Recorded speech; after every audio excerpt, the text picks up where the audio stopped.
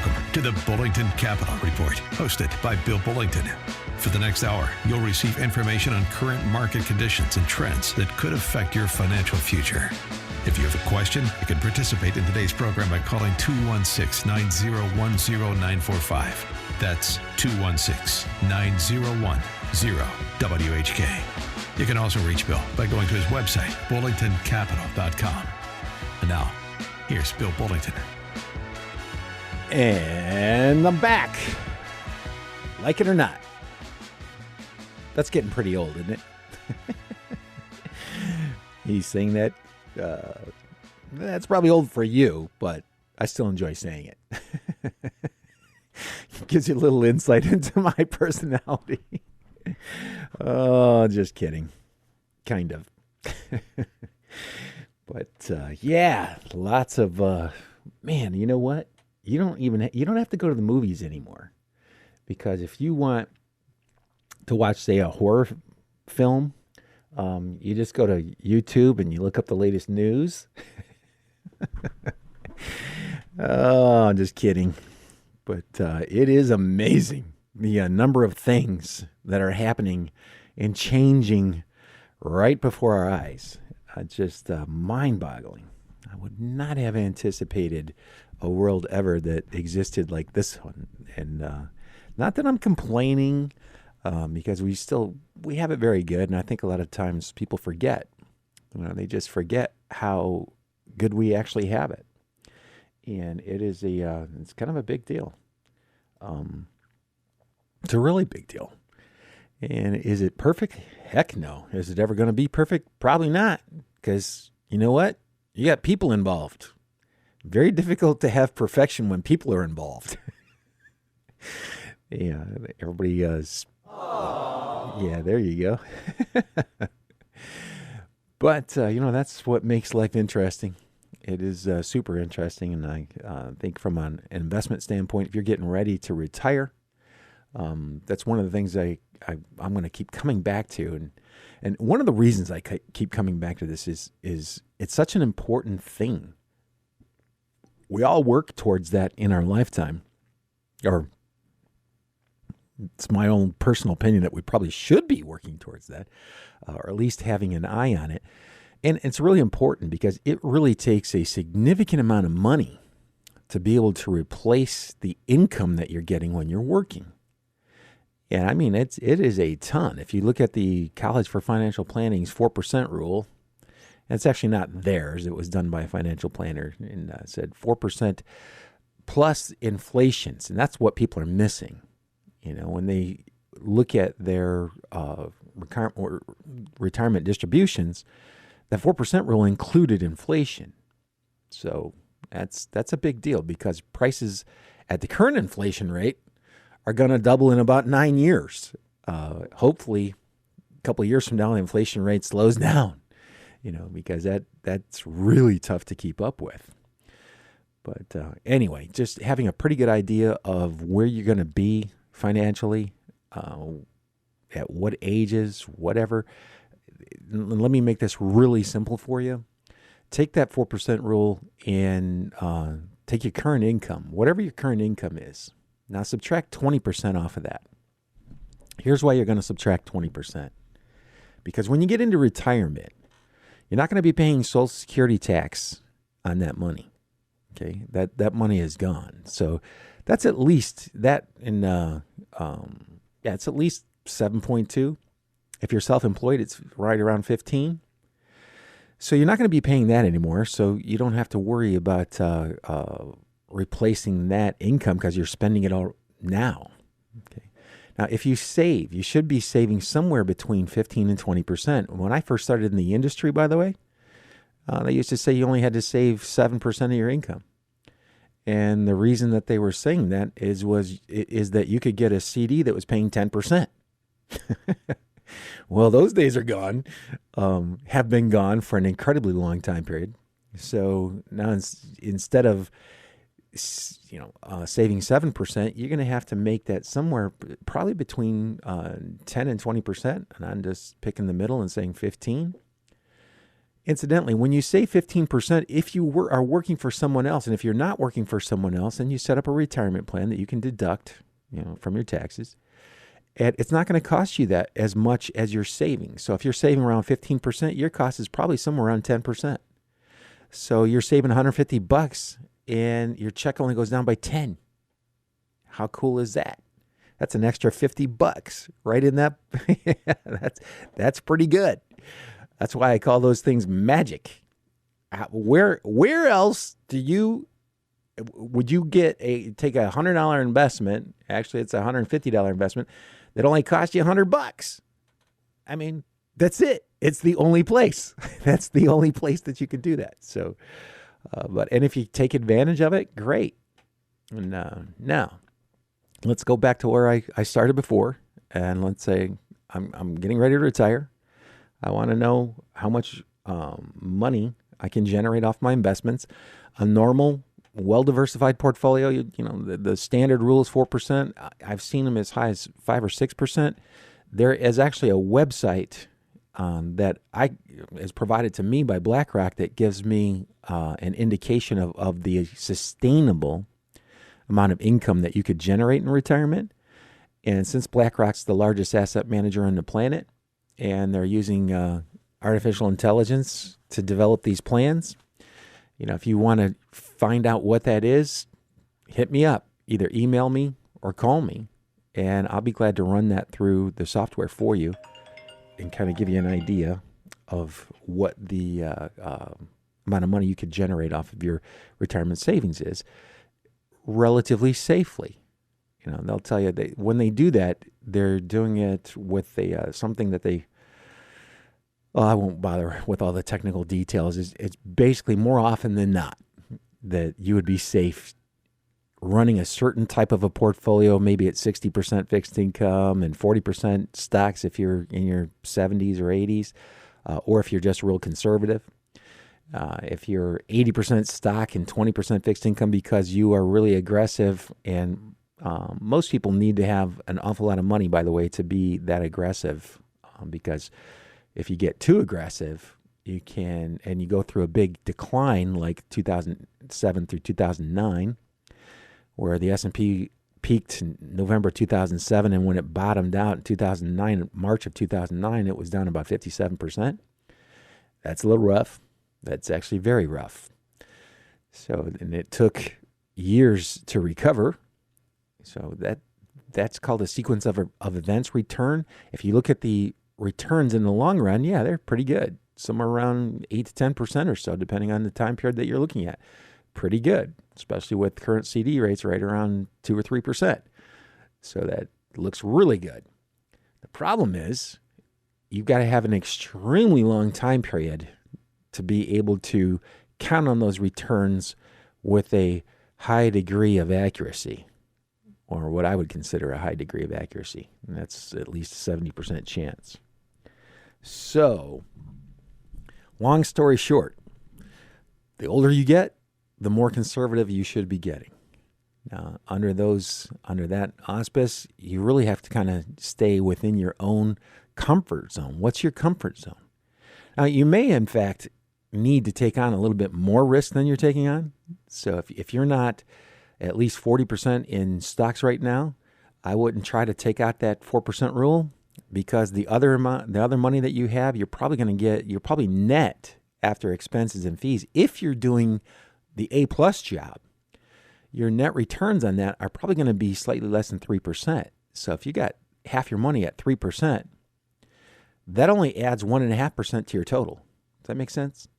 If you had half your money at 3%, well, what is half of 3%? It's 1.5%. Okay, so if you're only earning 3% on half your money, that's only contributing 1.5% to your total.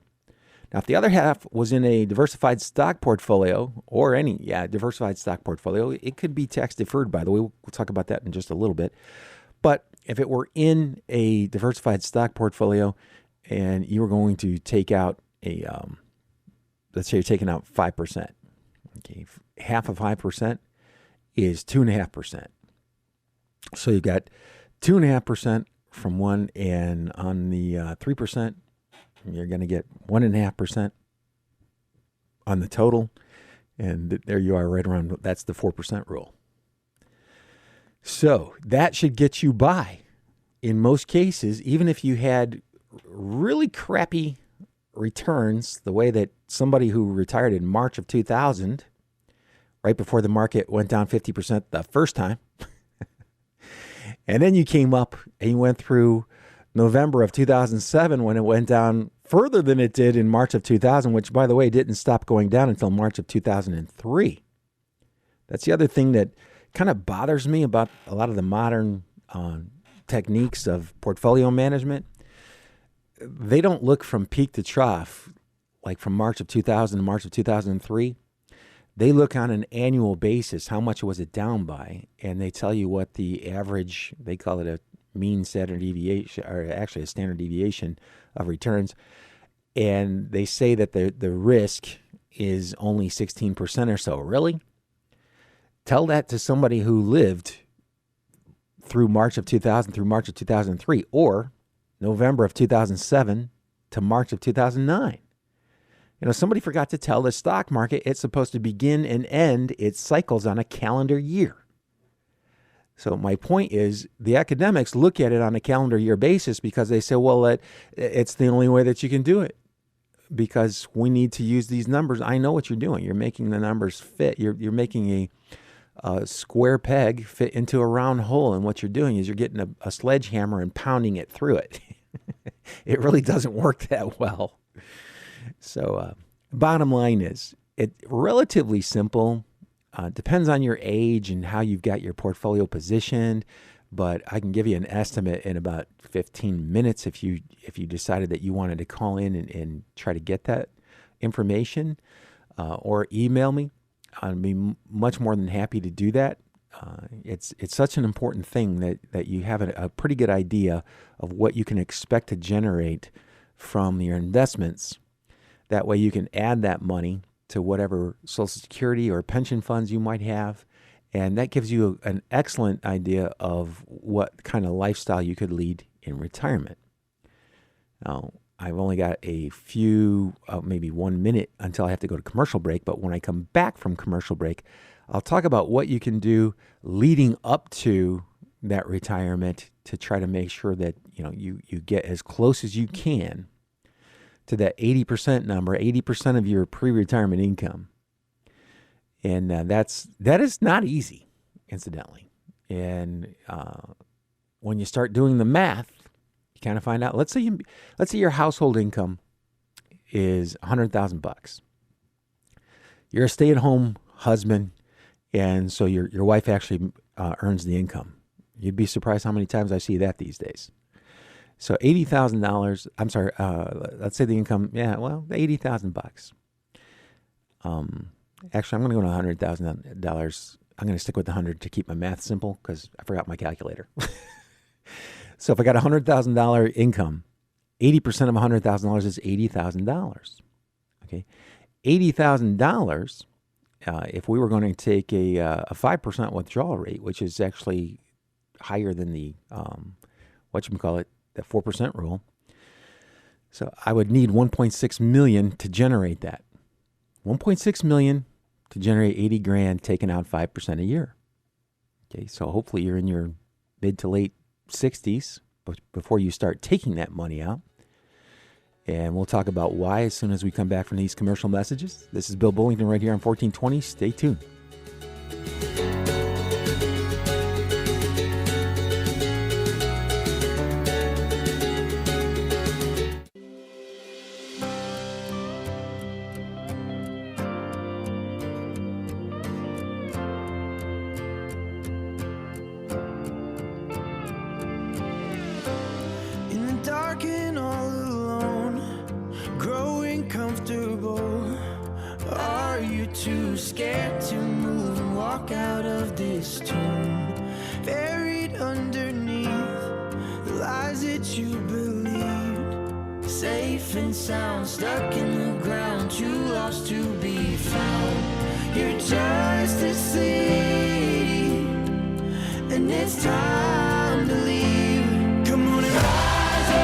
Take a breath, you're alive now. Can't you hear the voice of Jesus?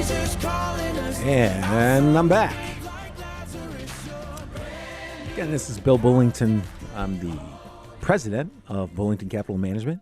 And if you'd like to call to get some advice or just run some scenarios past me, feel free. My phone number in my office is 330-664-0700. Or you can go to my website. It's bullingtoncapital.com. You can fill out a form, and someone will try to get back to you as quickly as we possibly can. And I will tell you this, ever since the pandemic, technology's been really rough. So if you think you've been having a hard time logging on or your computer's not working right, you know what? Oftentimes I know how people are, how I am. I start to think it's me. But then I begin to realize as I'm talking to so many people that everybody's having these problems. And there's something that's, talking about conspiracy theories, there's something that's been going on with operating systems and the internet it's been a couple of years now. And it's pretty amazing. And what is really amazing is how oftentimes just shutting your computer down, letting it stay off for a minute or two, and then turning it back on and letting it reboot, those problems will be fixed and they will go away. And a large part of that's because they're updating software and not telling you that they're updating software. And when you're using it, they're having conflicts, and oftentimes just rebooting that and clearing out the caches. And if you know what all that means, if you don't know what that means, don't worry about it. Just turn your computer off, let it sit for a couple minutes, and then turn it back on, and then log back into a lot of your services. So, and if it still doesn't work, then you end up having to do what we do, and we spend an awful lot of time doing, is sitting on hold with tech support. So, don't think it's you. It's oftentimes it's some issue with the company, their websites, web servers between your computer and their web servers. There's so many moving parts here. It just blows my mind. And quite frankly, it's worth it because we can do so much more than we were able to do. Even 15 years ago, 10 years ago. I mean, it's mind-boggling how fast technology has progressed. It's not slowing down anytime soon. It's one of the great drivers of one of the world's largest economies. And the entire world economy, by the way, has been growing at rates that are much faster than they have in the past, which is kind of interesting because you don't really hear a lot about that on a lot of other stations or news programs. Economies worldwide have been doing extremely well. Two best industries in the United States, healthcare and technology. And it makes perfect sense. I think when you look around and you see what's going on out there, what's happening, I think the healthcare, by the way, healthcare has underperformed technology over the past couple years, but with the aging population, with the amount of money that's being spent, with the amount of money that the total revenue has still continued to increase at a pretty fast pace, extremely fast, especially relative to everything else. And so I think that's pretty good. Now, I think the stock market, if you're in your mid 40s, late 40s, you probably should be somewhere around 70% invested in stocks if your personality permits you to. That's another whole issue, something that I don't think it's talked about a lot unless you're talking to a financial planner or a financial advisor that works for a big institution, because the vast majority of us know that's going to play a big part in how successful you are. I think one of the nice things about rising interest rates today is that it really helps a lot of the people who are conservative. If you're looking at annuities, the rates have started to go up. If you're looking at treasury bonds, rates have started to go up. If you're looking at certificates of deposit, CDs, rates have started to go up. If you're looking at CDs, by the way, you should probably give us a buzz just to find out what current rates are.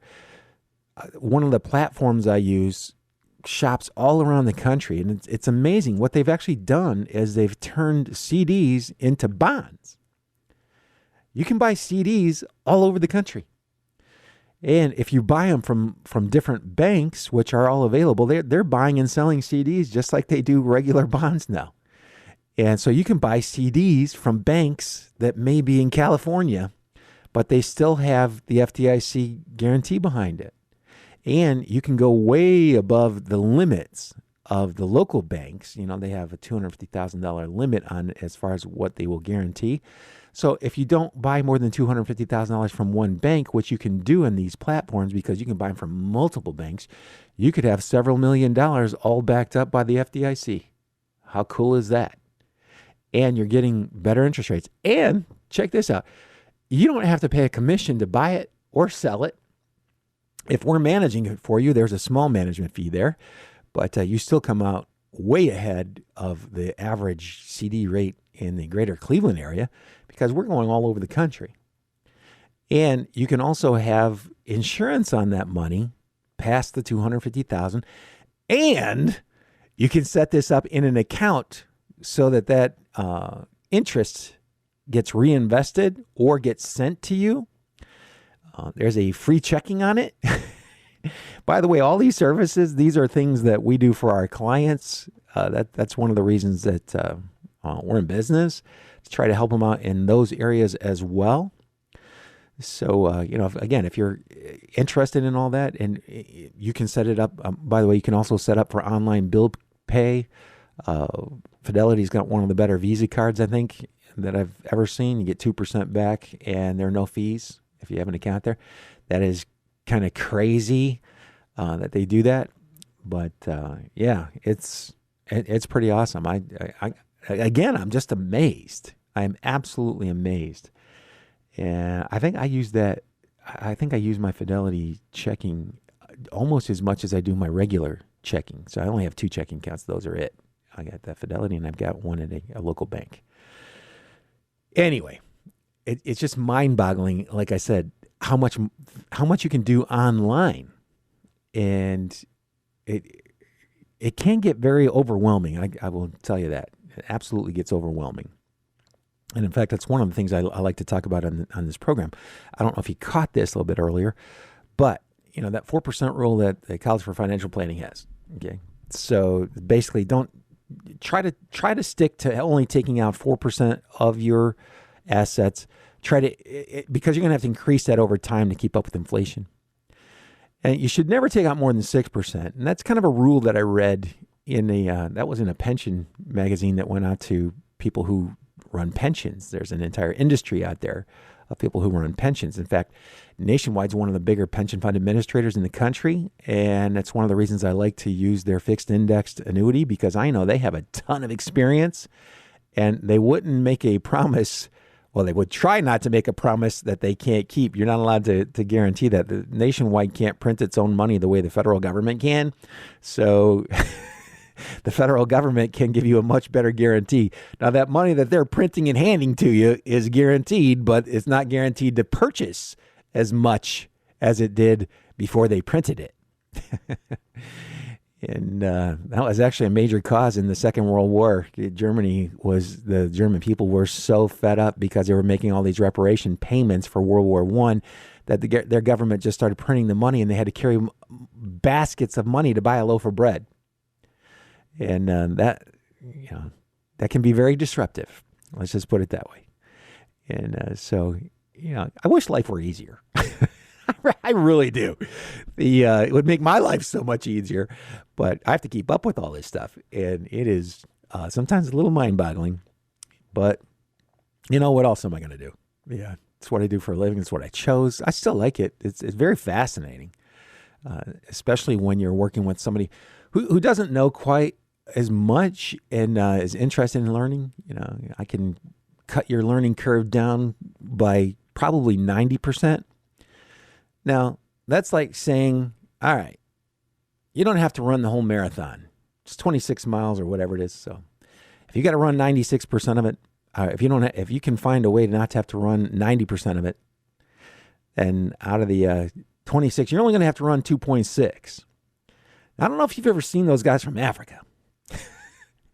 They can run they're running 5-minute miles when they come in to finish. And if you've ever run 2.5 miles, 2.6 miles at a 5-minute pace, at a 9-minute pace, okay, It's still pretty hard. It's doable, but it's pretty hard. And that's what I feel like. It reminds me so much of financial planning. It's a marathon. You're running a marathon. I can cut that marathon in half minimally and probably eliminate 90% of it. But you still got to put in that last 10% is not inconsequential. It's actually, without it, your plan's just not going to work. It doesn't have to be complicated. Take up whatever you're going to have in Social Security, take up whatever you're going to have in a pension, and then take your savings and take somewhere between 4 and 6% of that. That's a range. You should not go above 6%. You want to shoot for that 4%. Now, if you're looking at that, if you don't know what your Social Security is, go to the Social Security website and get them to give you an estimate. They'll give it to you. It's free. You can set up an account there. If you work for a big company, you work for the Cleveland Clinic, ask for call Human Resources and ask them for projections. They actually provide one once a year. They'll show you what you're contributing, and they'll do a little bit of a projection for you. Not a ton. They're not allowed to do a ton there. But with any company that's got a pension, the pension will come out if you work for the state or if you're a fireman. They'll give you an estimate of what they think your pension might be. And if not, you can we can run one of those for you too. So once you've got a pretty decent idea of what you might have in guaranteed income, whether it's from a pension, and a lot of people, that's why they're buying annuities, because they can guarantee the income. They can put that in their plan and say, okay, I can count on this. And by the way, you better stick with minimally A-rated companies when you're doing that, because annuities are not guaranteed by a government agency. They're guaranteed by the insurance company. So the strength of the underlying insurance company is that's a big deal. That's a really big deal. Now, if there's a different type of annuity I'm going to talk a little bit about when I come back from the commercial messages 60 seconds from now. And it's actually a variable annuity that's an advisor friendly. It's got no sales charge in or out. You can take the money in or out anytime you want. You've got a selection of mutual funds that are top-notch mutual funds, and it's kind of that's like a hybrid. And it's like you can add things called riders to it that would guarantee a minimum income if you want to. You can add death benefit riders. They all come at cost. There are these little insurance policies that you're buying through the annuity company. You're just combining it all into one item. You can do it with IRAs, or you can do it outside of an IRA. If it's outside of an IRA, it might save you some money in taxes because you're not going to get capital gains and dividends unless you take money out of it, and then it's going to be treated as ordinary income. So it's got some big advantage. It gives you a lot more control, that's for sure. And you can name beneficiaries.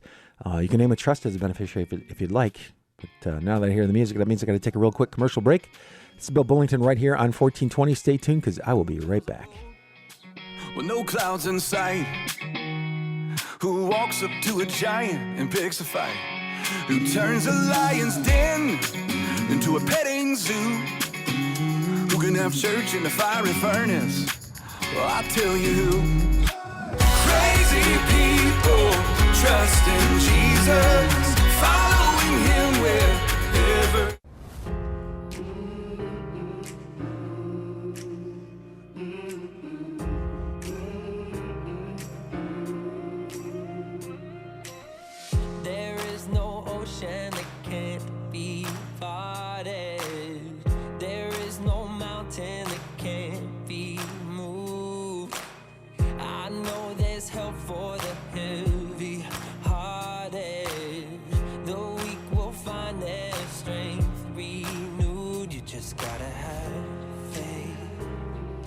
And we're back.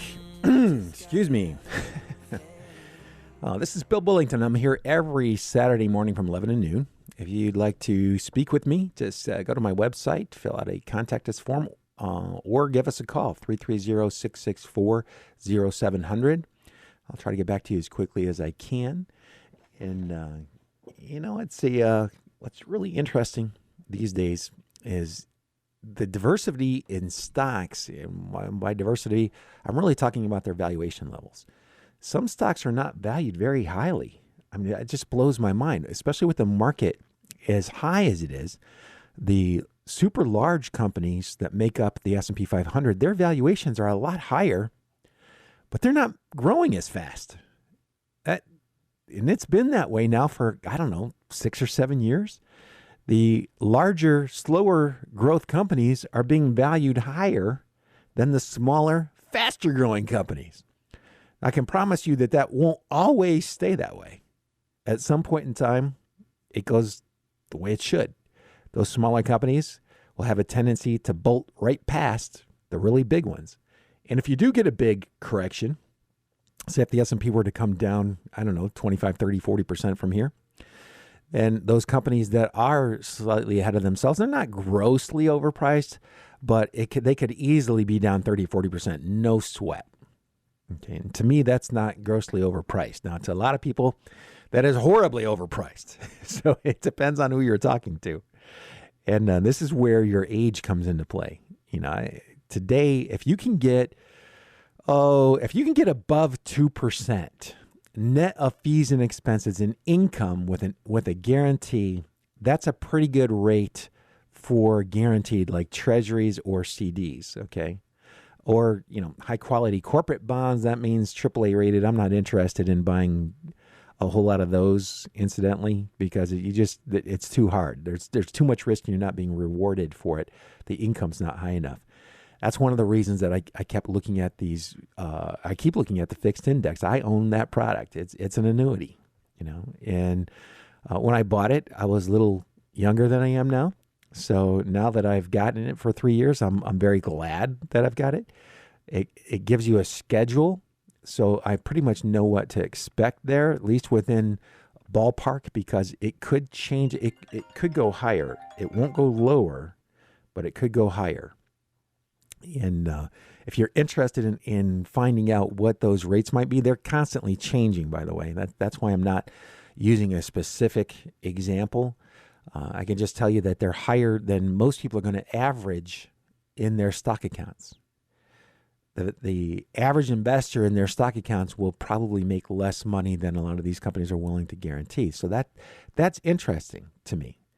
It's at a high enough level that it caught my attention actually about 2.5 years ago. That prior to that, they weren't. They didn't give you a guarantee that was high enough for me to have much interest in it.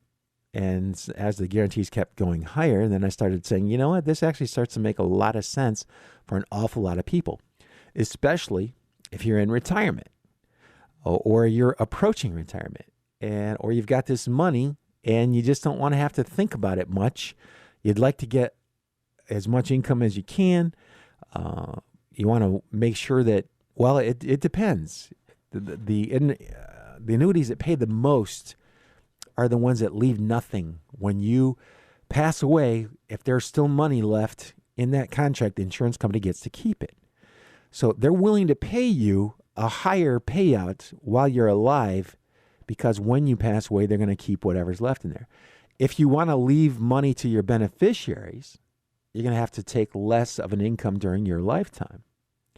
And so, but what you're doing is you're leaving money behind for someone else. The fact that they're willing to pay out that money instead of keeping that money means that they're going to have to pay out a lower dollar amount to you while you're alive. Now, that's up to you. You get to choose. And having said that, you can actually be joint annuitants, you and your spouse or your significant other. You're going to be joint annuitants on this thing. They'll take a look at both of your ages, and they'll come up with it's actually a schedule. So they'll give you a schedule and say, okay, this is how much income that we would be willing to guarantee for both of your life expectancies. Okay, so in other words, you're probably going to have to speak to somebody about this if you're looking at what are my best options for guaranteed incomes, because it can really vary. If you're willing to take on a little bit more risk, oftentimes you can have higher returns. Some of the products out there will allow you to invest directly into mutual funds from Fidelity or Vanguard. They've got their insurance costs built into that. The manager's fees that he charges are built into that. They have to let you know what that is. If you're interested in those, I can show you those as well because we use those. I think they make it's a really good idea as far as I'm concerned. Are you going to make as much as you could if they were without any fees? No. Why? Because you're paying for the protection. You're adding little insurance policies to your investments, but they're optional. It used to not be that way. I mean, you can get a bare bones, just tax deferral, super cheap. So you could, instead of paying capital gains and dividends on a mutual fund account that you have, might be from Vanguard, Fidelity, T. Rowe Price, you name it. There's a product out there that's got all those companies in it. And instead of paying capital gains taxes on capital gains that you didn't even see, by the way, because they reinvested the distribution, that capital gains distribution that came out at the end of the year, they reinvested that, and you just get a 1099 saying, okay, you got to pay tax on this. And then you're going, well, wait a minute, I didn't sell anything. No, the fund did. Okay, that's one of the reasons I like exchange traded funds. The vast majority, the ones that I use, have never distributed a capital gain. They've reinvested the money on a tax deferred basis. So I know all of this has got to be just about as clear as mud. I try to keep things as simple as possible. That 4% rule is a pretty good one, by the way. Just take whatever your savings are, multiply it by 0.04, add that to whatever income you're going to have in retirement, and there's your budget. Well, you need to build your budget around that. And so if it's not enough, then I would suggest you're going to have to probably either save a little bit more until you retire, or maybe you take that part-time job. You know what my dream job is?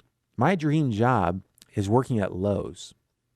My dad was a carpenter, and he used to have this saying. He says, a lot of us carpenters have sawdust in their veins. What he was saying is they really liked their work. They liked doing what they were doing.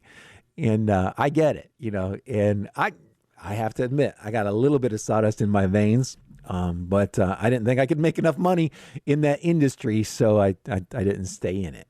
And who knows, maybe I would have been better off. You never know.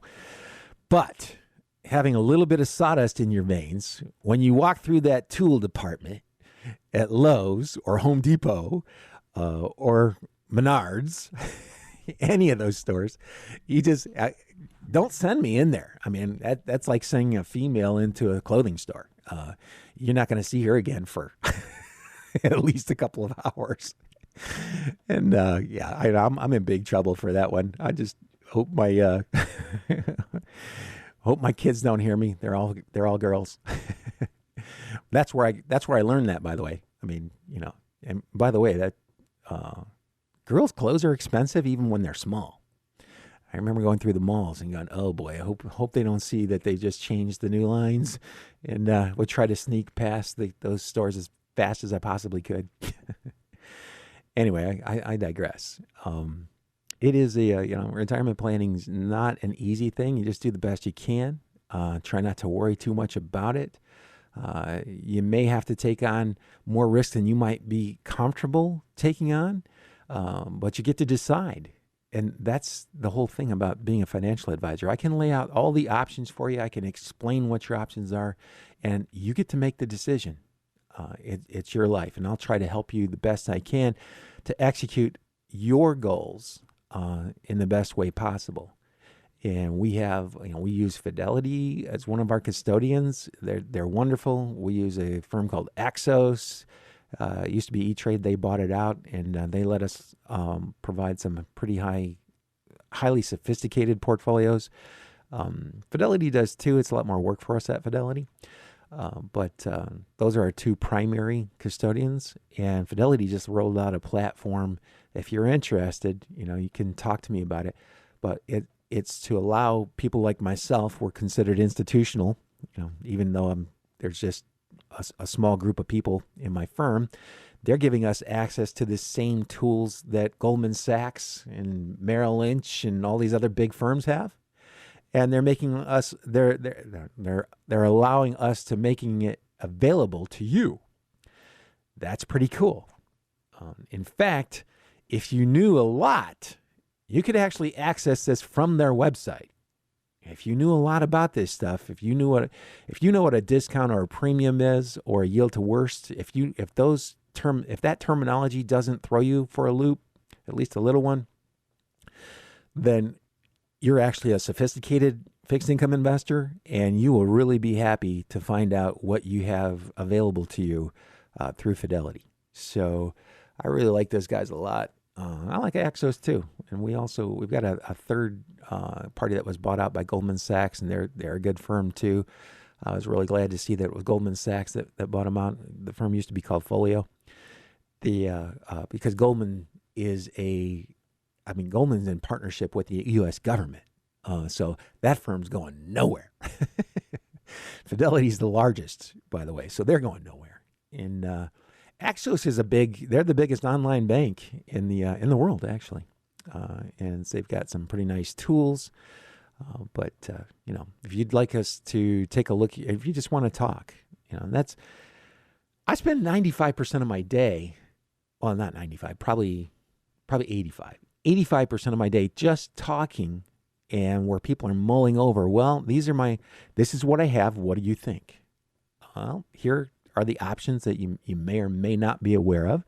And from the options that you are aware of, we'll just talk about it. You could do this or you could do that. And here's what's happening. Here is the risk of doing it this way. Here's the risk of doing it that way. And just get a sounding board, which is typically what I'm doing. And oftentimes they ask me, well, what do you think? And I'll say, well, if it were me, this is what I would do. Here's what I would do.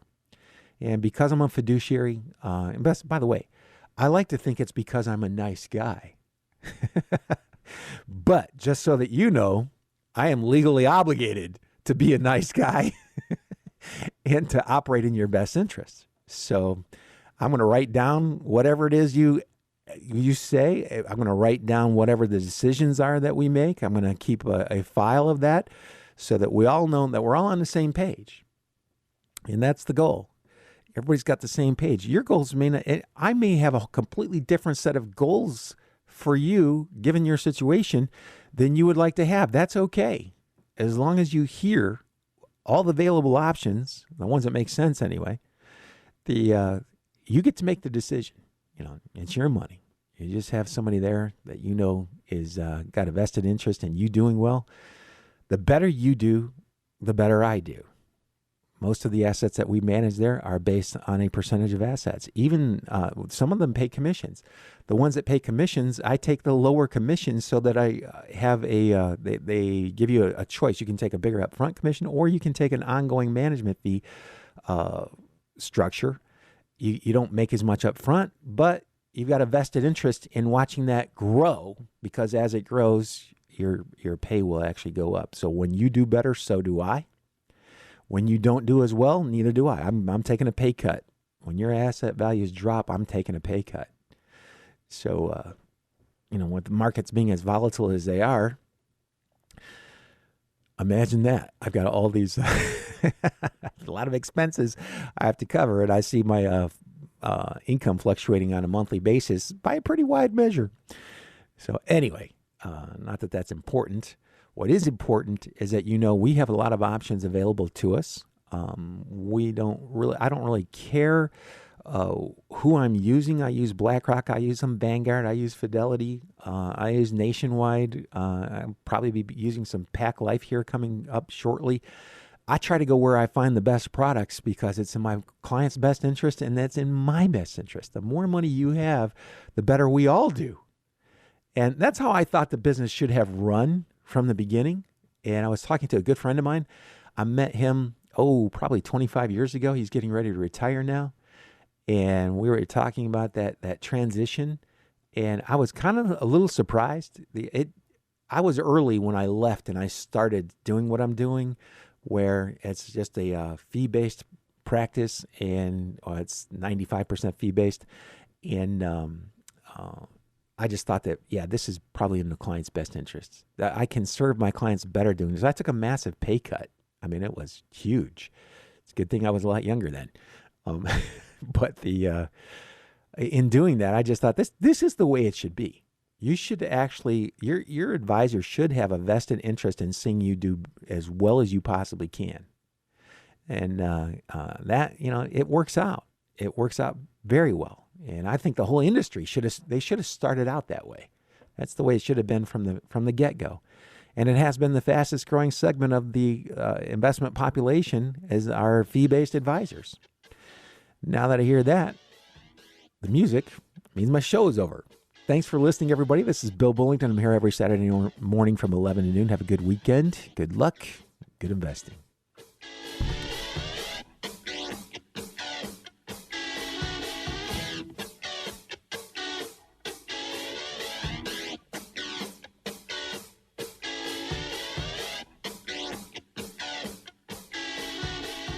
You just caught another edition of the Bullington Capital Report, broadcasting every Saturday at 11 a.m. on AM 1420, The Answer. If you have a question and you'd like to speak to Bill personally, you can call him at 330-664-0700. That's 330-664-0700. Or online at bullingtoncapital.com. That's bullingtoncapital.com. The preceding program has been paid for by Bullington Capital Management, LLC.